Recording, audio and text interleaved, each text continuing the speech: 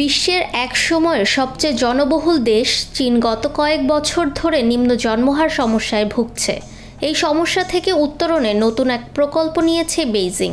সেই প্রকল্প অনুসারে এখন থেকে সন্তান জন্ম দিলেই নগদ অর্থ পাবেন চীনা দম্পতিরা।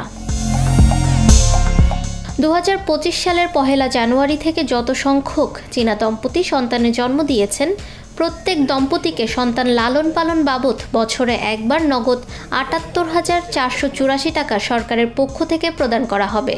সন্তানের বয়স 3 বছর পূর্ণ হওয়া পর্যন্ত প্রতি বছর এই অর্থ পাবেন দম্পতিরা। বিশ্বব্যাংকের তথ্য অনুযায়ী বর্তমানে চীনের জনসংখ্যা 141 কোটি।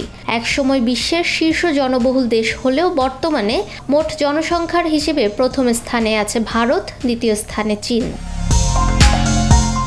জনসংখ্যা নিয়ন্ত্রণের জন্য গত শতকের 80-র দশকে এক সন্তান নীতি গ্রহণ করেছিল চীন, কিন্তু 2010 সালের পর থেকে জন্মহার হ্রাস পেতে থাকায় লিঙ্গ ভারসাম্যহীনতা, বয়স্ক লোকজনের সংখ্যা বৃদ্ধি, কর্মক্ষম নারী পুরুষের সংখ্যা হ্রাসের মতো সংকটগুলো প্রকট হয়ে উঠতে থাকে এবং ফলশ্রুতিতে 2016 সালে এক সন্তান নীতি বাতিল করে 2 সন্তান নীতি চালু করে বেইজিং।